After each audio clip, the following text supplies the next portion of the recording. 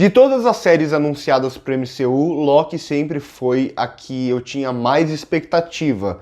E olha, esse primeiro episódio é apenas um primeiro episódio, mas serviu para aumentar ainda mais o hype.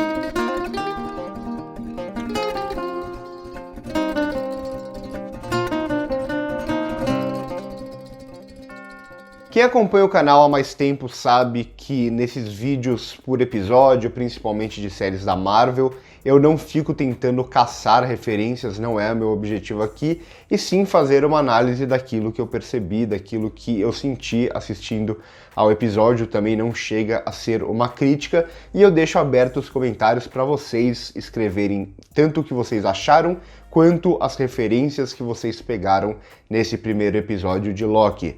Para mim, o primeiro episódio de Loki, o que eu acho mais interessante é que ele é um grande sonho, ou melhor, quase como um grande pesadelo. Então toda a estética aqui da TVA, que para quem não conhece é como a série já explica, né? Eles tentam controlar as linhas temporais, então sempre que alguém foge da linha temporal, eles têm que colocar de volta no lugar. E toda a estética do mundo aqui na TVA é algo que, ao mesmo tempo que parece meio oitentista no uso das cores, aquela luz mais sépia, ao mesmo tempo isso cria um efeito meio de sonho, ou no caso do Loki aqui, quase que como um pesadelo. Ele que é aquele cara que quer trapacear o tempo inteiro, quer levar vantagem em cima de todo mundo, e aqui parece que ele não consegue fazer isso direito. Parece que as pessoas não entendem muito do humor dele, é todo mundo meio sério ali, então é quase como se ele fosse alguém deslocado em um mundo meio sério demais para aquele personagem. Então a gente vê isso desde o começo nas interações, como ele sente sempre um grande desconforto por não estar no controle. É quase como se fosse um sonho que ele tivesse sido jogado dentro e tivesse que viver ali. Isso pelo menos no primeiro momento. Então o Loki no mundo onde ele não pode trapacear, no mundo onde ele não pode se divertir, num mundo onde ele não tem poder, ele perde quase que a essência dele, e a gente vê isso muito na atuação do Tom Hiddleston, que eu gostei muito aqui nesse primeiro episódio. A gente vê ele tendo aquela soberba que é muito característica do personagem, então ele se sente superior a todo mundo, ou ele pelo menos fala como se ele fosse superior a todo mundo, mas a gente vê na sutileza da atuação do Tom Hiddleston como ele não tá confortável. Então ele tá dizendo uma coisa, ele tá dizendo palavras como se ele fosse superior, mas ao mesmo tempo a gente vê na expressão dele como ele tá bastante desconfortável ali dentro.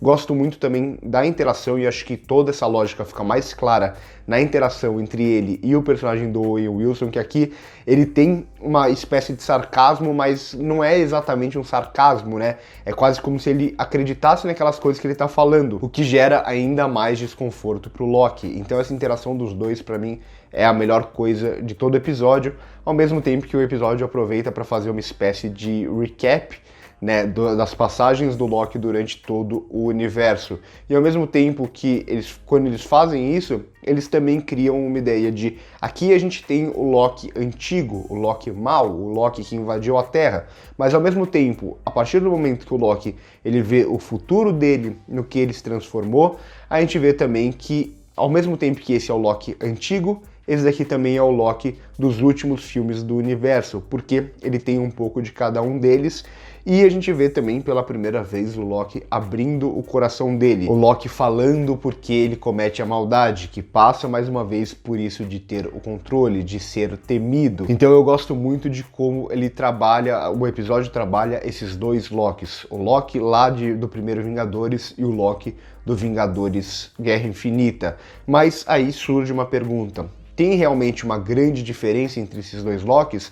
Ou em essência ele é a mesma pessoa, só que teve uma certa transformação por tudo aquilo que ele passou, e que mostra aqui nesse episódio, por exemplo, a perda da mãe como um dos fatores mais relevantes. Só que de certa forma ele não abandona essa busca dele por poder, e isso fica muito claro a partir do momento que ele vê que nem as joias do infinito têm poder sobre a TVA, ele fala, ok, aqui é o lugar mais poderoso que eu já conheci e é aqui que eu vou querer ficar. E só reforçando um pouco aquela ideia inicial que eu tinha trazido, aqui tem uma exposição muito boa e que ao mesmo tempo conversa que não seria boa normalmente, né, porque é uma exposição pura, só que combina muito com essa lógica de pesadelo, que é aquele videozinho que ele assiste e que lá explica o que é a TVA, o que é a linha do tempo sagrada, né, que eles usam esse termo, quem são os guardiões e tudo mais. Então, aquilo que seria uma exposição até meio tosca por ser,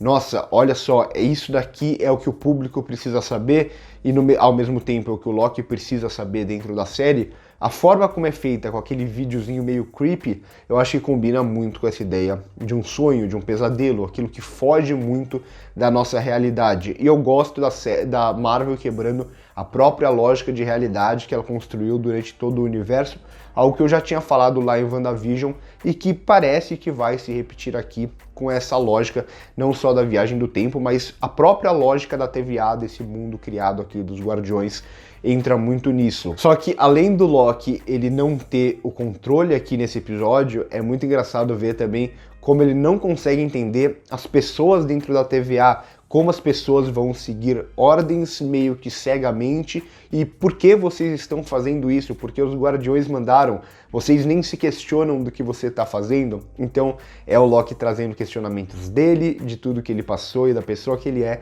àquele mundo que basicamente não entende quem é o Loki.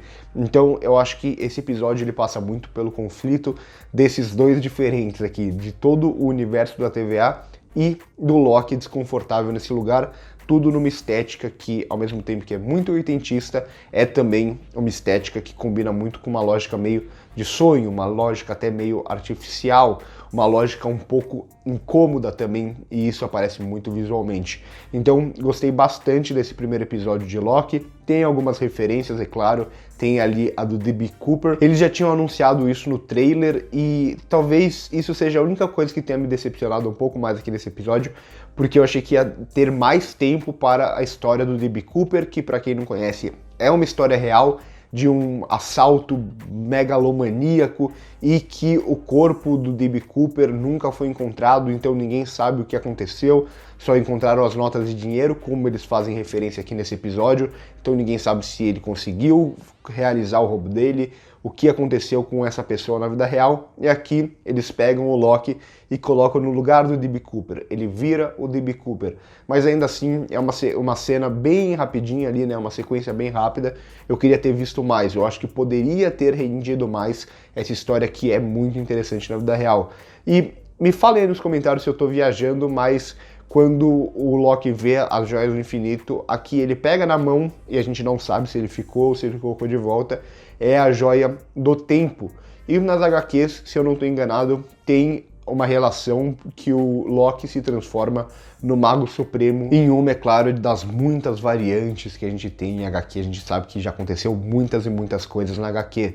Pode ser apenas uma referência, não sei se eles vão por esse caminho na série, apenas o primeiro episódio, como eu disse, um episódio de apresentação para aquele mundo, mas uma apresentação muito, muito bem feita. Me empolgou, acho que tanto ou mais do que o primeiro episódio de WandaVision, que quem acompanha o canal sabe que eu gostei muito. Então por hoje é isso. Se gostou do vídeo, deixa o seu like, se inscreve no canal se ainda não é inscrito e conheça o nosso clube de membros se você quiser fazer parte, conteúdos exclusivos para os membros. Por hoje é isso. Comentem embaixo o que vocês acharam e corta.